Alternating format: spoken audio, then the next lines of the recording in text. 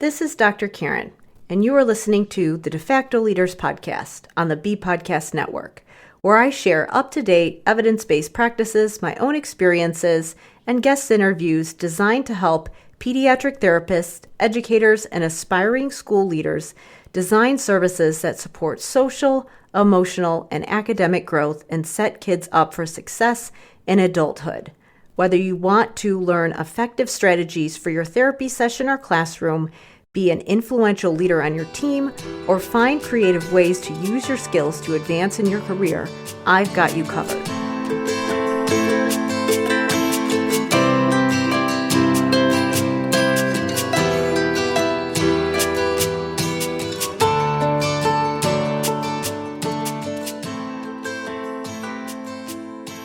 Hey everybody, it's Dr. Karen, and welcome to episode 211 of the De Facto Leaders Podcast on the B Podcast Network. I remember the first time I Marie Kondoed my therapy room and got rid of materials that were published before I was born. There were shelves of things I never used, and having so many options created unnecessary decision fatigue every time I sat down to plan my week ahead. Over time, I started investing in knowledge instead of flashcards and games. I found my students did better when I kept it simple. I thought my students would be bored, but they actually became more engaged and independent when I simplified things. That's why I was so excited to talk with Marisha Mets from SLP Now, who shares my passion for systems and frameworks that don't require complicated materials. Marisha Mets earned her master's degree in speech-language pathology from the University of Washington. She has worked as a school-based SLP and shares therapy ideas and resources on her blog, SLP Now. Marisha also developed a membership for SLPs that includes digital tools and resources, including a one-stop caseload management solution that currently supports thousands of SLPs. In this conversation, we discuss how to manage both physical clutter and mental clutter, identifying the point of diminishing returns when it comes to organizing, deciding when to use a batching process versus habit stacking, defining the containers you use to manage your workflow and your workspace, how to identify your staples, and making the decision about investing in materials versus knowledge and skills. Be sure to check the show notes for all the places you can go to connect with Marisha, as well as learn about SLP Now. I was really excited to talk with Marisha because a lot of people in my Language Therapy Advanced Foundations programs also are SLP Now members, and they find that the materials in Marisha's membership site, as well as the frameworks that I teach in Language Therapy Advanced Foundations, complement each other really well. In Language Therapy Advanced Foundations, I give SLPs and other professionals working on language a framework for language therapy that focuses on the elements of vocabulary that support language and high-level cognitive processes. Things like phonology, morphology, orthography, semantics, and syntax. To learn more about Language Therapy Advanced Foundations, you can go to drkarenspeech.com/language therapy. Now, please enjoy this conversation with Marisha Mets.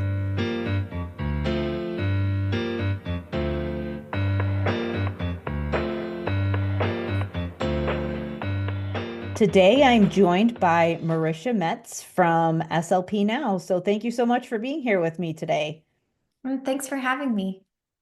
So I'm really excited to talk today. I know we're going to talk a lot about decluttering and organization and all of the things that I wish I aspire to be. I'll just say that. But before we get started, can you tell us a little bit about yourself? So just your background and history and what you do now. Yeah, so I graduated with my master's in speech language pathology from the University of Washington in 2014. And I started that program thinking I was going to go into a medical setting. Like all of my placements were medical. I went to the school's job fair on a whim and I just connected with this district and it was just, I don't know, it was just incredible. And I ended up going there. And it was the best decision ever. My first year was absolutely amazing. And yeah, I just love the school setting.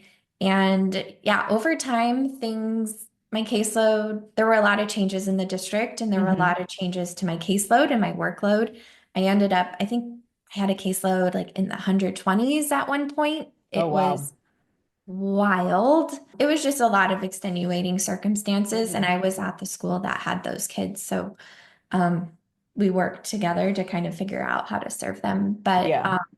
yeah, um, I so while trying to navigate those challenges, I did like a lot of research, kind of evidence-backed strategies that we can use. But then also, I'm a huge fan of systems and like Hmm. processes and things like that. And so I've always tried to find ways to kind of work smarter and make my job easier. And like decluttering and organization is a big part of that for me. Hmm. So yeah, that's kind of what led me to chat about those things with you today. Yeah. And so what are you doing now for work, and can you tell us a little bit about what you do at SLP now and what led you to start it? And yeah, I'd love to hear more about that before we get into the decluttering conversation. Yeah, so um, and I mean, there's a lot of strands to this story. But as part of that journey and trying to figure out how to work smarter, built like therapy materials for myself and I tried to hack like Google Forms and Google Hmm. Sheets and a bunch of tools to make it easier to manage that really heavy workload. And then one of my coping strategies, I guess I used to hang out on Periscope, which is a video platform. I don't Yeah, know if it's I around never got anymore. into it, but I remember that it was a thing for a while and I kind of missed the boat. But Yeah. But it was so fun. I partnered with some other SLPs and we had a channel and I had like my weekly show where I would share um, like organization tips and strategies and just kind of sharing what I was doing to manage my caseload and my workload. And yeah, I just made a bunch of SLP besties there, I feel like. And they were all having the same challenges. Like they were struggling to manage the same things that I was struggling with. And I felt like I was making really good progress. Like I did get my caseload under control. hmm. But in the meantime, I learned a lot of strategies to be able to work smarter as an SLP. And I was like, I want to share this, like more than just like chatting with my Right. SLP friends on Periscope. Hmm. Um, I so that's what led me to launch the SLP Now membership. And it in the beginning it was like a glued together website. So now fast Hmm. forward 10-ish years. It's now like a full-fledged web application. I have a whole team of developers who helped me build out all of the tools that I was trying to like glue together on my own site and um, kind of trying to hack Google Sheets and Forms and all of that. So it's like a dedicated platform for speech language pathologists, specifically school-based where they can like enter their caseload details, like collect data. There's a therapy materials library. So it's meant to be kind of a all-in-one platform to give you like the foundational resources to streamline your workload. So that's what we're up to today. Yeah. So what was the year that you started it? Um, You said about 10 so years ago? Yeah, I'm the worst historian ever. So, because I did graduate, so I graduated in 2014, I think. And then started hanging out on Periscope.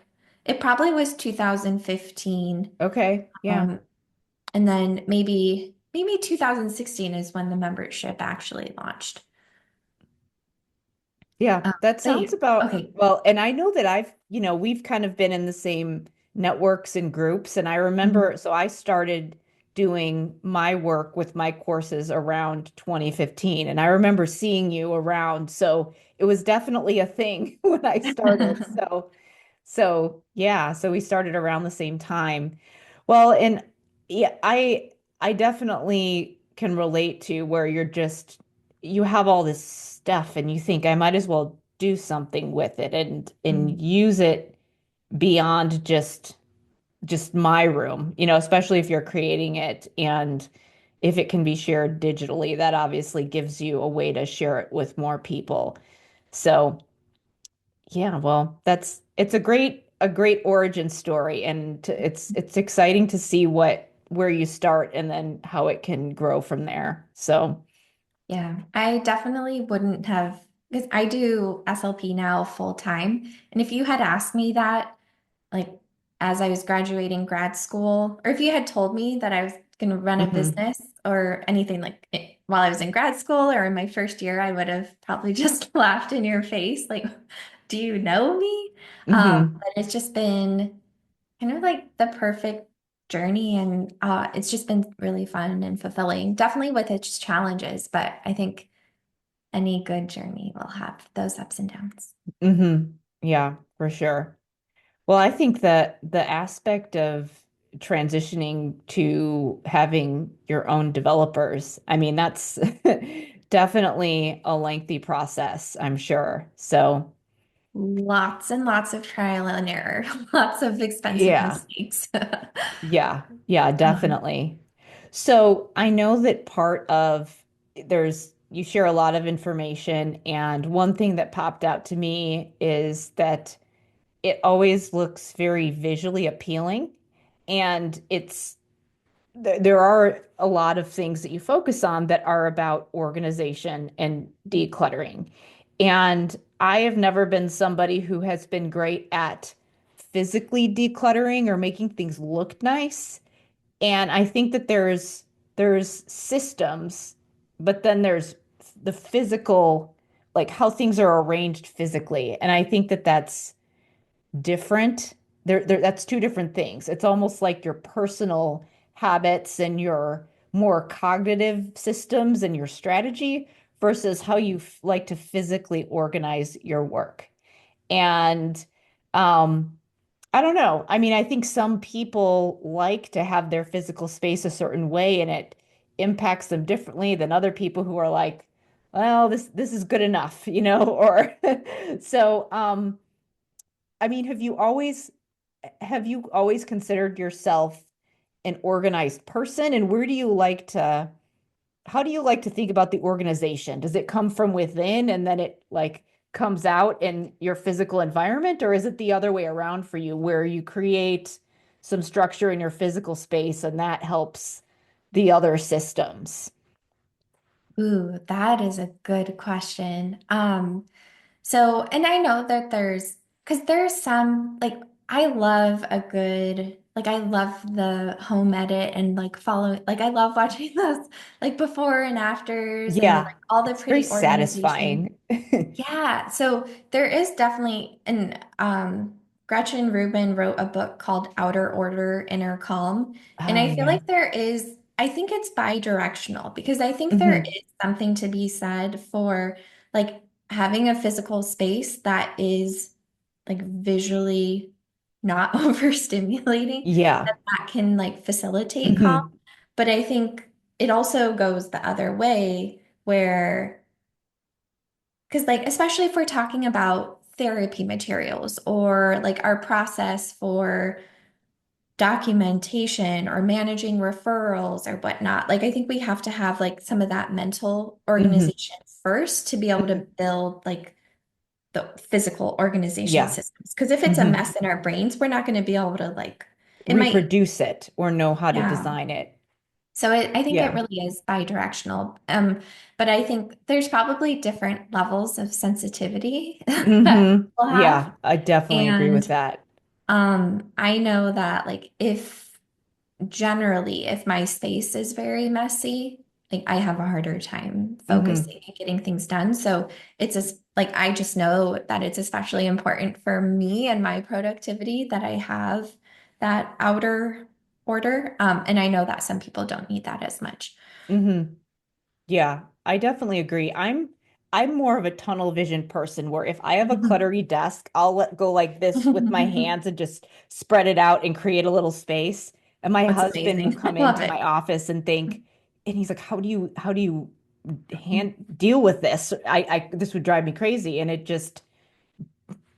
doesn't it doesn't phase me as much, but there are times when it's annoying because I can't find something. Or I think if you're in a therapy setting, you have to not just worry about yourself, but the other Mhm. people that come into your room. Because if you Mhm. have students who are easily distracted and you have stuff everywhere and it's Yeah. visually overstimulating for them, then that's going to be a problem. I can think of an autistic student that I had, and there was one year when he was paired with a teacher that probably wasn't a great fit, and there was just stuff everywhere. Now, I could have gone into that room and just blocked it out and had my tunnel vision and figured out how to deal with it, but it was so distracting to him. And it's like, for some people, that might be a sensory nightmare where there's just so much visual distraction. So, yeah, I think you have to not just think about yourself when it is a therapy situation. So, Absolutely. Yeah, um, and I think there's and if you there's share an a office with a coworker. yeah, that could be tricky too. And I think it's like, because, and well, I'm not sure exactly where we're going to take the conversation Yeah, in terms of all things organization, but yeah. one thing that's coming to mind, I think I mentioned this at the very beginning, because, and like, I really, really enjoy the organization side of things, and Hmm. it just makes my heart really happy if there's like pretty organization to Hmm. something. But I think it's really important that, like, because I can spend extra time organizing something to make it a little bit more pretty, but that Hmm. doesn't mean that it's going to be more functional. So there is a Right. balance there. And Hmm. you might have, like, an SLP might have a really organized room, but it's not like it doesn't have to be Pinterest worthy. Like, it just Right. has to be functional. And if Hmm. it brings you extra joy, then, like, yeah, spend the time making it pretty, but Right. it's not a necessity. Hmm. And especially when we're managing really heavy workloads and we're running around like crazy. I think that's an important distinction to make. It doesn't have to be beautiful to be functional and to work.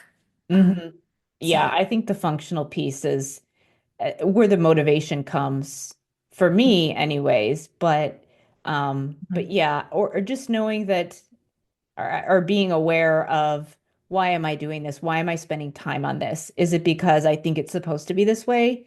Or is it because I just enjoy doing it? And if that's mhm, if you do, then, that's fine. I know some teachers that just love, like I have a friend who teaches early elementary school, and she's like, I just love I will happily stay in my classroom mhm. till 10 o'clock at night those first couple weeks of school because I just really care about that, and I enjoy just getting my classroom organized, and she wants to be doing that. At least, within reason, obviously. Not that we would hope that teachers are spending all of that time in their classrooms. But if it's a choice that she's making, then obviously it's a little bit different.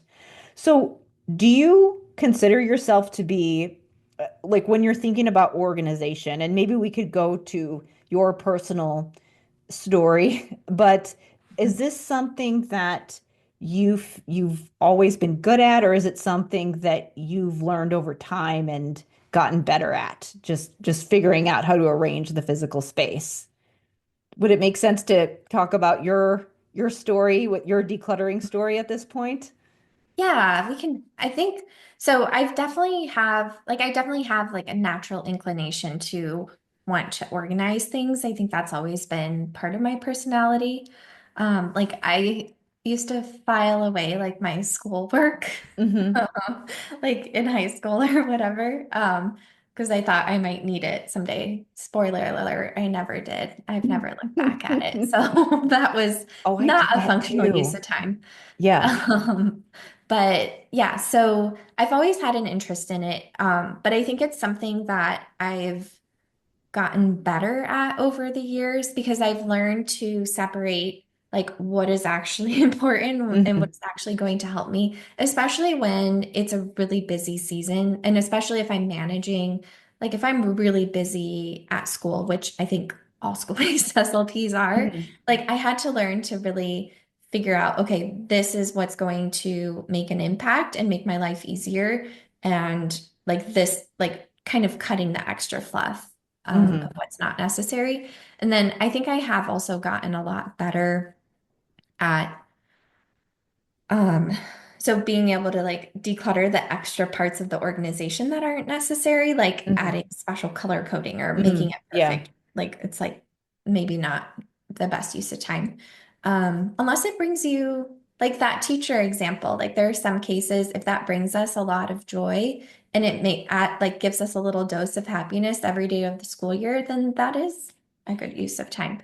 Hmm. And then also, but decluttering is the thing that I've gotten better at because I've just gotten a lot of practice and I'm not Hmm. as attached to stuff anymore. Hmm.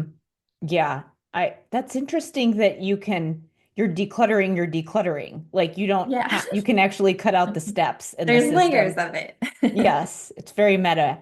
I can think of this one teacher that I used to work with, and just everything about her was very, um, it just looked very intentional, all the way down to the way that she would dress. Everything just looked very in place, she was and precise. And I think that there's the process of going through things and consciously sorting and throwing away and organizing almost in a batching process. But then there are things that you can just do in your daily habits where it just takes that one little extra step of instead of just throwing this on my desk, I'm going to put it away. And I think and I'm thinking about this teacher specifically because I am thinking about what my room looks like and then what her classroom looks like. And I could spend hours in here and it still wouldn't look as precise as her classroom. So she probably has it both ways where there's little things that are baked into just her daily steps that don't feel like extra work to her and don't need to be done in this huge batch because she intentionally just has that in her habits. And I mean, I'm thinking of ways where it's almost like habit stacking where I'm just going to add this one little extra step to this workflow. Like I used to do that with my Medicaid billing, and obviously that's more of a workflow than physical space, but my coworkers would do their Medicaid billing in a batch at the end of the semester because there was a due date, and I would just do it at the end of the day, and it would take me 5 minutes, and then I wouldn't have to do it at the end of the day. And it like the process didn't phase me because it was baked into my workflow. So, how do you think about those kinds of things where is this a stack it onto a habit or is this a batching type of an organizing process? Yeah, I think it's a little bit of both. And I think so my very first speech room, I followed an SLP. So the previous SLP Hmm. was she retired and she had been at that building for years and years and years and years. And she had a ton of materials, which was really exciting because Hmm. Yeah. like I had access to so much good stuff. But then I also had access to so much stuff, which Yeah. felt like a lot. Like there were cabinets and cabinets and cabinets. It was a lot.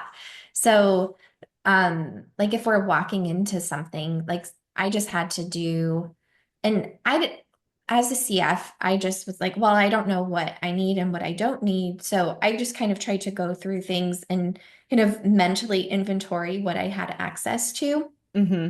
And then over time, I got to figure out what I like, because I wasn't prepared to do like a mass declutter at that point. Right. And Yeah. in my second year, they had me move to a smaller space that had less cabinets and everything too. So I just like it was, and then by then I was familiar with what I had and what I needed and what the Hmm. caseload was like. So I was prepared to do more of that big declutter. And so I went through things and I think this will depend on every district, but I ended up taking, because like you can't just throw away district stuff. Yeah, yeah.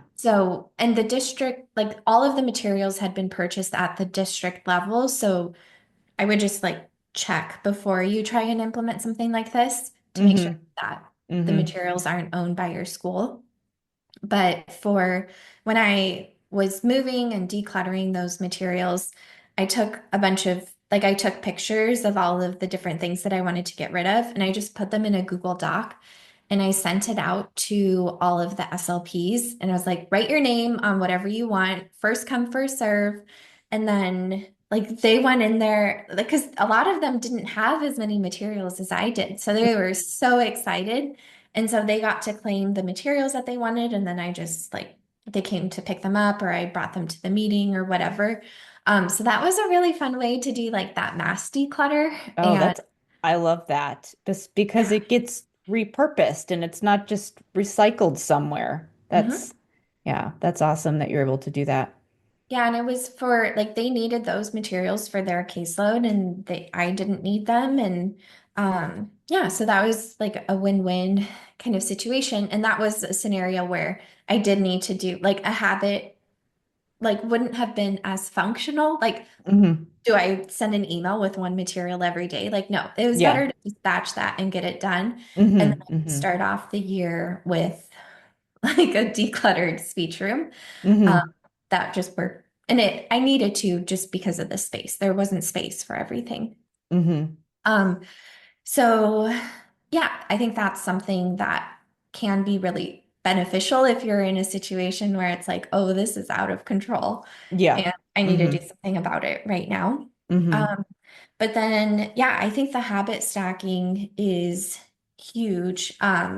I love the book by James Clear on all Yeah, things that's where habits. I Like got it that was from. life changing, so good. Yes. It's one of my Um, favorites. yeah, and so I think some helpful habits are like the Medicaid billing one is huge. I know, like Hmm. I used to wait until the deadline too, and I was just it was so Yeah. stressful. You have Hmm. to stay so late after school trying to get caught Hmm. up, and then you're having to try and remember. So I think that's a great example of a habit, and that's more of like a workflow type of thing. Right. But we can use similar things for like managing, because if it doesn't, if you're like productive and it's not overwhelming you and you're able to find what you need, then maybe you don't need this habit. Hmm. But for me, I know that I was like constantly wasting time trying to track down papers. Hmm. And so, one thing, like I ended up setting up like a file folder system of like I knew exactly where, like, I had homes for the papers, like pending IEPs and referrals and Hmm. evaluations. And so I just had a folder system. And when I was bringing a document back to my speech room, or like if I got like filled out an assessment sheet or whatever it was, like I had that habit of like I put it away Hmm. right away, or at least at the very end of the day. If I have a stack of papers on my desk, I just put them in their homes and then I have a clear desk at the end of the day.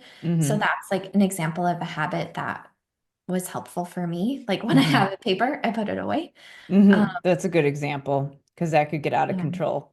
Yeah. And then I stopped like not being able to I didn't have to waste time finding the like trying to track down papers. I knew exactly where things were when I needed them. Hmm. And so that's something that I ended up setting up because I Hmm. needed it. Yeah. I'm not as good, like I still haven't found a good way to do that with digital files. Oh, I was just, as you said, things have a home. I'm just looking at my desktop right now and yeah. I need a better system for that. I get lazy especially when a drive fills up and I'm like, oh, I got to get another drive or update my cloud storage. And Yeah. yeah, I need to get better at the digital organization as well. Yeah, that's like it's been on my list for a while to just do that mass declutter of my like my business Google Drive. It's a little Hmm. different than SLP. I was better at organizing and I didn't have a lot of, like, I had a lot of materials. I was good at organizing my therapy materials. I had a good system for that, but like the business stuff there's just so many moving documents all the time. Yeah. I'm going to take a quick break here to talk about Language Therapy Advanced Foundations, my program that helps SLPs create a system for language therapy by focusing on the essential components of vocabulary that help students develop a foundation to support strategic planning, to support high-level processing, and to give them those vocabulary and syntactic skills they need that are going to support literacy and life outcomes. As a clinician, especially if you are in the schools, it can be really difficult to know where to start. In fact, that's probably the biggest pain point that I hear from school SLPs is where the heck do I start? What is my hierarchy? How can I prioritize all these possible skills when my students have so many different needs and I have so many different people telling me all these different messages about where I should be focusing? What I do in Language Therapy Advanced Foundations is give you a 5 component framework that supports those language skills that are going to build the foundation that students need to support their academic skills, their vocational skills, their reading and writing skills, all those things that are going to help them be successful in school and in life beyond school. That 5 component framework focuses on vocabulary as the core umbrella area where we are supporting students. And the elements that fit under that umbrella are orthography, morphology, phonology, semantics, and syntax. So we're building a foundation for students to have that high level processing, to be able to understand sentences at the word level, at the sentence level, and to be able to formulate complex thoughts for high level strategic planning. To learn more about the program, you can go to drkarenspeech.com/language therapy. My spot where I let things get a little out of control is my downloads. You know, when you just need something really quick and Yeah. it's not something that is super important, but I just leave it there and it's like I Mhm. should just move it to my trash. And so there's not a million downloads that I need to scroll through. Mhm. That's it's probably a habit where I could get better. And my desktop gets a little crazy sometimes, but Yeah. the Yeah, and main I've folders are I've okay. tried creating habits for that too, and I even will like set like a reminder, like, okay, at the end of the day, clear your desktop. And I've gotten better at that actually. But I feel like it's a little trickier because it's not like a stack of papers on your Mhm. desk. Yeah. It's so easy to just hide it where you don't see it. So, Hmm. yeah. That's, I think, when you're teaching, and this is maybe if you're teaching kids to organize things, why it's so important to start with things that you can physically manipulate before you go to digital. Like I remember I was at a conference actually, it was a little over a year ago. And so this was for a college that had a special program for people with disabilities. So they had all kinds of, services and supports for kids that had IEPs in high school and that wanted to come to college. And one of the things that they said they often had to work on with kids is managing emails back and forth to their professors because things would get pushed down because they don't know how to organize Gmail or whatever system the university is using, and then digital files as well. And that's a problem. They do need to know how to organize digital files, but I wonder, did anyone take the time to give them a process to think about organizing things physically? Mhm. And think about, I mean, and that would obviously fall under the umbrella of executive functioning, which you have to think way more than just organizing your folders, but was Mhm. somebody doing the organizing of their folders for them and they never got a chance to think through it on their own and figure out, well, how would it make sense to categorize things and what works for me? So yeah, that part I think about a lot. And when I'm doing a lot of my trainings on executive functioning for the kids, I have a lot of SLPs that are like, I think I kind of need this training for myself, So, or some of the tools about strategic planning and all of those things. So, Yeah, I feel like we all have strengths and needs in those areas. Like, yes, I don't think yeah. anyone has executive function fully under control. No, or you have one area where you're good and another area where you could use some work.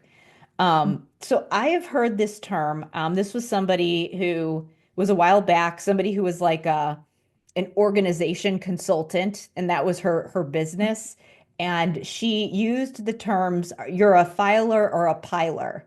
Like either you like to file things away and that's how you organize things, Mhm. or you like to have your stuff laid out in physical piles.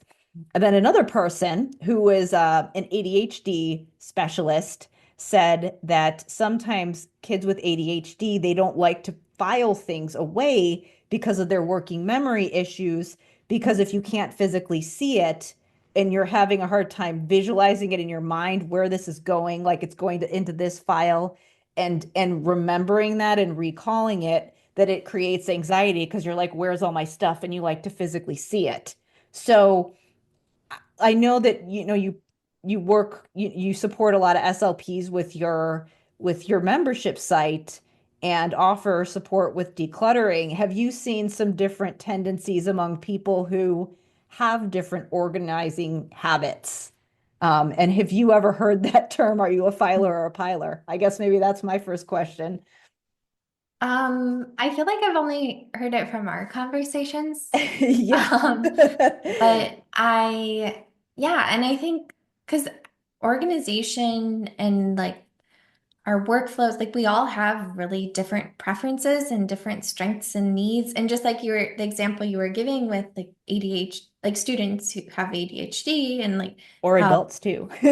yeah. Yeah. And so like filing something away for students like that can be problematic. Like they probably need something more front of mind. So Mhm. think like I've definitely seen all of those different profiles and Right. Yeah. it's just like being reflective on because I've tried like tons of systems over the years and some things work and some don't. Hmm. And so I think it's just kind of getting to know yourself and I am not I haven't and I feel like I've made good progress, but I haven't always been the most self-aware in terms of things that I need. Like I know I was talking to, because I'm pretty introverted, Hmm.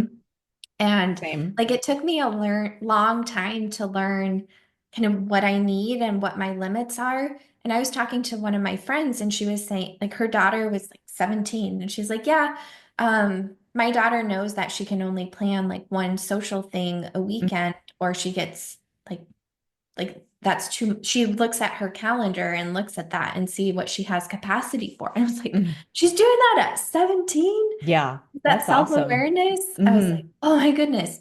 And so it might be if you're like me, you might not have that initial awareness of what systems like your brain needs. Like if you need to Hmm. have because, like, for organizing papers, you can put things in a file cabinet. You can use a hanging file organizer. So they're like organized and off your desk, but still visible. So there's different Yeah. ways to use different systems Hmm. based on what we need. And there's like the cool thing is that there's like 5 million options in terms of how to organize things, Hmm.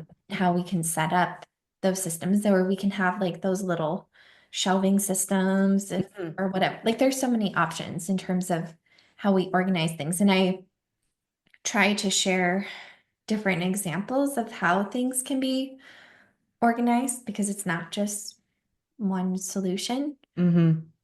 But yeah, does that answer? Yeah, it does. I mean, I think that it's interesting how you mentioned the closet organizers because it's almost like you have to decide how big your buckets need to be and how many, do you want to have buckets within the buckets? Or you're a person that can have, maybe five big bins and you're fine with just putting things in there and they're a little bit of a bigger category versus are you a person that wants to break it down a little bit more? And maybe the way that you visually display it is maybe you have labels so that you can see everything out there and you have more shelves or again buckets and containers of things.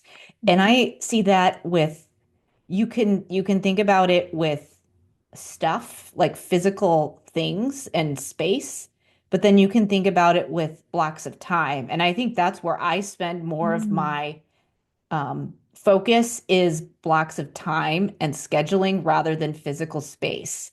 Because my big containers are what are my blocks of time and what do I want to put into those containers? And then within this meeting, how tight does the agenda need to be? And maybe some containers are throw everything in. Like, everybody has the drunk drawer in their kitchen where you just throw random stuff in there, but then other places you need to be a little more meticulous. And I think that it's just some people probably are more comfortable with more of those big containers than others, and some people like to have it a little more specific, I guess, is Yeah. the way I And put it. because it takes a lot less time to maintain a big container because Mhm. it just Right. goes in there and that's where it goes. And like the big containers are perfect unless they're not working for you. Hmm. Like Yeah. if I have a big container for all of my therapy materials or all of my documentation and I'm able to keep up and I feel like I'm efficient, I don't have any pain points, then like why waste time trying to fix Hmm. something that's not broken, that's working. Yeah, exactly. So, yeah. So the couple things because I think, we're really talking about setting boundaries with yourself and Mhm. understanding what is where does that point of diminishing returns come? Mhm. But I know that materials are it's always something that therapists are looking to utilize for terms of efficiency and trying to spend less time planning, but it's a tricky balance because if you have too much stuff, then you end up having to dig through more options, and then you can unintentionally create decision fatigue for yourself because you have more things to sort through and more options to choose from. So when you did the big declutter and reorganized that and really had to define what your staples were, how did you layer, like, what was your decision-making process and how did you layer decluttering Marie Kondo kind of strategy on top of clinical expertise and coming up with those staples? Yeah, and it's a lot. So I mentioned my first school where I had all of those materials, and then I worked at another school where I had a completely empty speech room. And Wow. the latter was actually easier for me Hmm. because so I had moved to a different state and I didn't like ship a bunch of stuff. And I also well, I did have a decent amount of things. I spent a lot of money in my first 2 years. But those things hadn't been shipped yet. So I just started off in an empty speech room. And I learned that I really don't need a ton of stuff. I figured out what my staples are. And it was just like the circumstance helped me figure that out. Mm-hmm. Um, but I guess like if you are in a speech room where you already have a lot of things, just kind of take an inventory of what you're actually using Hmm. is a way to kind of determine that. But so I was trying to implement therapy and I was just trying to figure out, okay, what do I need to Hmm. have a good therapy session? And some of the things that I found like were like and I built kind of like a routine for my sessions of like, okay, and I kind of dug through the research, and there wasn't a lot in terms of like specifically on speech therapy sessions. So I looked a Hmm. lot at like educational research and Hmm. elements Yeah, that we want to definitely. include in a session. And so that like mental routine and like what I want to accomplish in a session help me kind of decide what materials I actually need. But like having visuals to break down skills for students, because a lot of our students need that and the benefit from those visual supports. Because if I'm like blabbering at them, it's just it's Hmm. overstimulation and it's too Right. much. And I also want them to like to promote that generalization and like they can bring a visual with them into the classroom if they need to, or I Hmm. can gradually like fading a visual is a lot easier than fading all the verbal cues and everything. Right. Yeah. Um, so yeah, it was just a matter of like, okay, I don't have anything when I'm planning for my sessions. Like, what do I actually need? And what am I actually using? And what actually makes a difference in the session? And I didn't have my games, and Hmm. we used like the visuals so I could make sure that I was teaching a skill. I did a lot of literacy-based activities. So I like got a book from the library, or Hmm. we used the YouTube video of the book, Hmm. which you don't Yeah. have to store. Or we'd like pull an article. And then I just had like the essential activities to go with that. Hmm. But I found that's really all that I needed. Hmm. And not, I didn't need all the workbooks and all the games and all the fancy things. So I was forced to build a very simplified way of Hmm. doing therapy. And like the most important thing, I think, is connecting with our students and building that rapport. And sometimes, like I mean, kids, you can win over kids with games and like cute, fun stuff. But I think that the rapport is way more powerful than any material or physical thing that we can have. Hmm. And so, I mean, students still loved coming to speech and they still had fun and they still made progress, even though I didn't have a ton of stuff. Hmm. Yeah. I think that's a common worry is if I don't have something super fancy and cute that kids aren't going to be engaged. Mhm. And I can remember one SLP that went through my language therapy program who was working with a high school student who, in high school they've been in speech for a while. A lot of times they're kind of over it, but in this case, it really did make sense for him to continue services. And what they ended up doing was focusing on vocabulary, and they would use vocabulary from the books that he was reading. So Mhm. again, that's, if people want to build up their materials and they are going to, I don't want to say splurge, but like collect things, I would say books with good, robust vocabulary would be where it would make the most sense to do Yes. that, because then you can have your frameworks and your processes, and then you pull in a book and you have your different activities that you can go through. And I think for me, if I had to define my a staple, or it would be the dry erase board and dry erase markers. Mhm. I mean, you know how people love their Artic cards. I had a bunch of things that I would do with kids with Artic therapy, and they would write words on the board. And I had a group of kids who we got so efficient in our system because it was the same thing all the time that I didn't have to explain this whole activity. I had a couple kids who their parents worked for the district, and so they would start like first thing in the morning, and sometimes they would get there before me because their parents were there like 15 minutes early. And they would just, if I would leave my door unlocked, they would just come in and get started. And they'd be like, they'd already written down like took the markers and wrote down their words and started getting warmed up and knew the routine. So I think that's the other thing is that when you redundancy is actually a good thing to some extent because it creates those processes, and when you don't have to be explaining directions because kids know what to do. That predictability can be a good thing. And you can still have little windows of novelty, but you don't have to overcomplicate things, especially when you've got kids with working memory issues that have a difficult time following directions. Yeah, and it's a way of reducing the cognitive load, and then Yeah. they have more resources to do the task at hand, which makes it easier, which allows them to be more successful, which are all really fun, rewarding things. Hmm. And I think Yeah. the biggest thing, like, and we don't even need to purchase like the books or the like we can access really great literacy just digitally Hmm. or for Yeah. free from the library.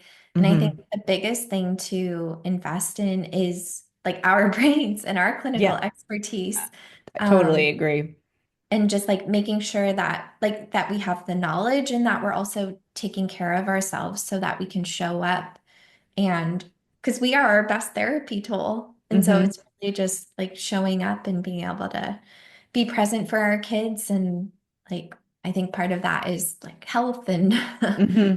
our just like managing our workload so that we're not super stressed. And like those things are kind of hard to do and definitely not in my expertise, but that's what I found to be the most impactful for Yeah, sure. for sure. And to that, your comment about cognitive load, just thinking about, how kids like to they like to reread books, which is there's a lot of evidence to support why that is a good So practice. good.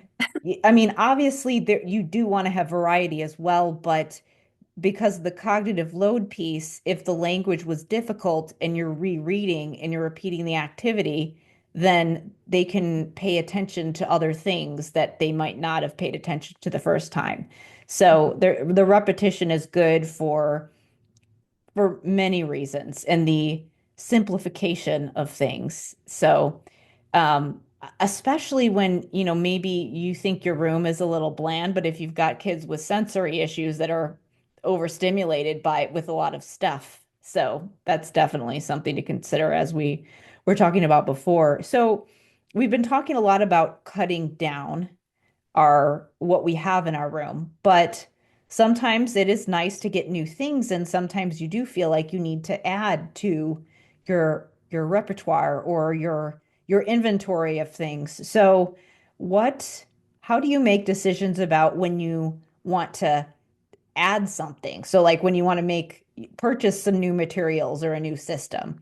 So like I think it kind of goes the same way where it's consciously getting rid of things, but then consciously inviting things in. How do you think about that? Yeah, that is so huge. And I try to make sure that because it's so easy. If you see something, like if I see something on Instagram and it's like, oh, look at how this SLP is using that. Like Yeah. that looks so cool. But I try to make sure that, like, before I add anything, like, is it solving a pain point that I have? Like, is it something that students on my caseload need or that I need to provide better therapy? And if the answers to those questions aren't yes, then I don't spend my money on it and I don't take up space with it. Hmm. Like, it has to be, like, it really has to like I have to be able to justify both of Hmm. those things and that it'll have an impact on my caseload. Hmm. Yeah. Yeah, I think that like you said, I always err more towards knowledge and development or I like to think of things in terms of assets. So creating assets for yourself.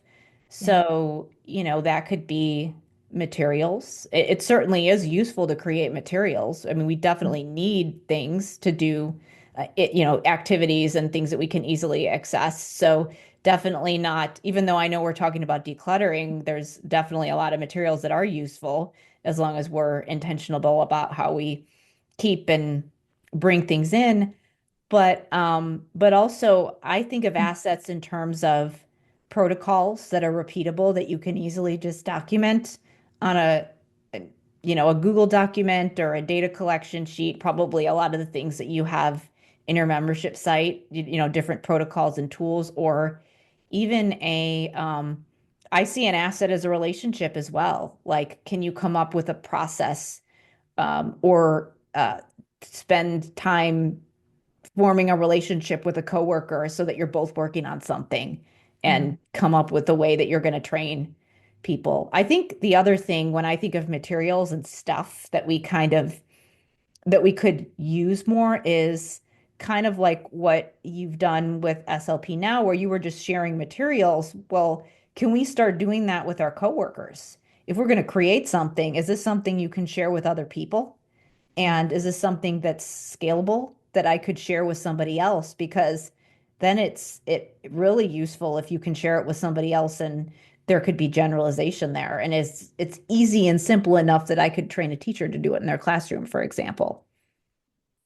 Yeah, I actually have a fun example with that. So I made a visual, like one of my students was really struggling with WH questions, and Mm-hmm. I just put together a quick visual to help break that down. And then I used that visual in therapy and I like helped the student learn how to use it.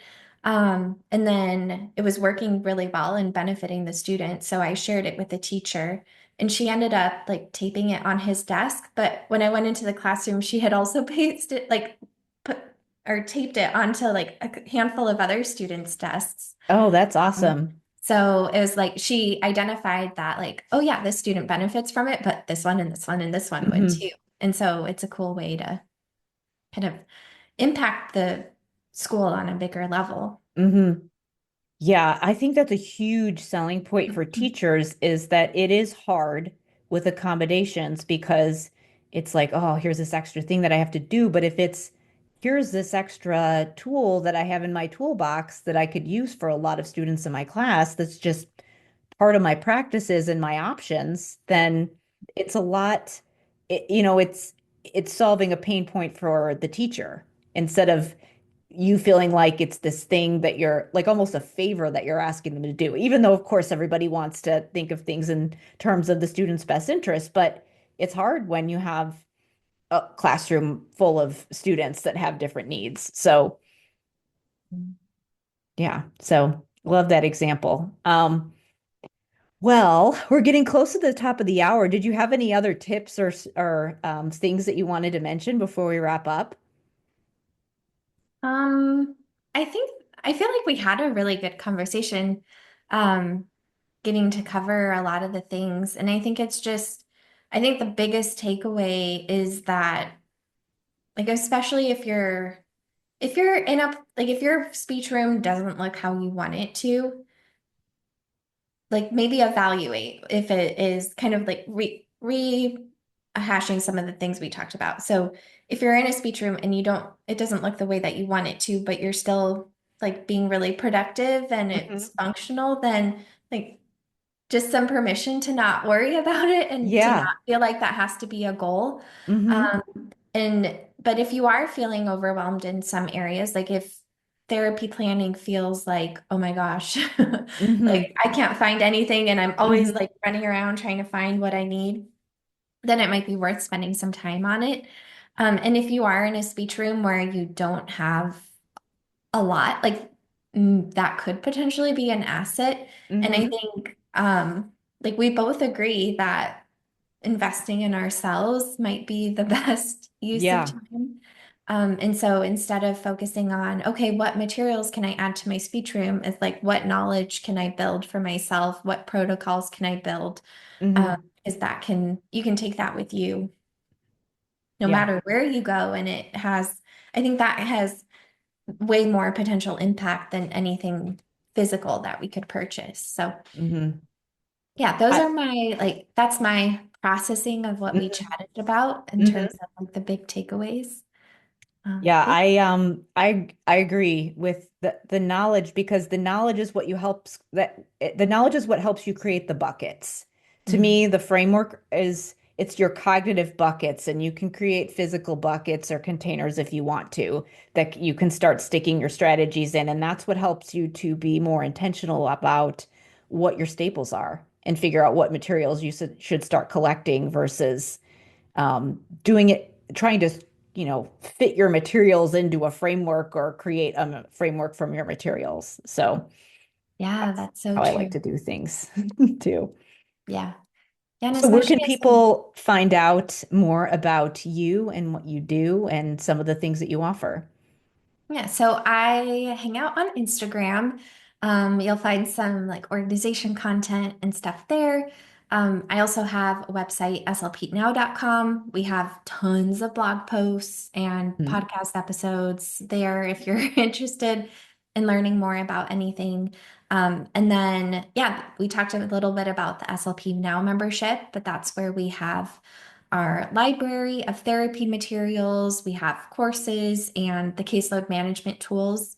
So it's a little bit of everything to help Hmm. address some of those um, pain points for school-based SLPs. And we have a free trial. You can just access it on slpnow.com if you're curious to check that out. Yeah, great. Well, we'll link to all of those things. And um, also, we can link to the interview that we had a conversation about IEP goals on Yes. on your podcast. So we'll link to that as well in the show Yeah. notes. No, that So was a great conversation too. So many great tips.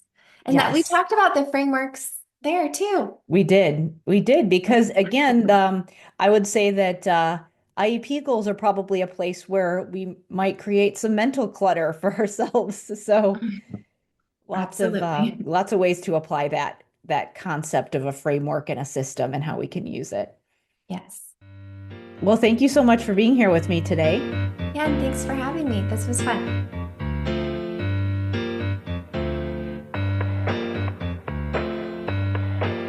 Thank you so much for listening. Be sure to check the show notes for all of the links where you can go to learn about all of the great resources that we mentioned in this episode, as well as where you can go to learn more about Language Therapy Advanced Foundations, my program that helps SLPs and other professionals working on language to create a system for language therapy. You can learn more about the program at drkarenspeech.com/language therapy. As always, thank you so much for listening. It helps me so much if you leave me a rating or review wherever you listen to your podcasts. And if you found this useful, please feel free to share it with your friends or colleagues.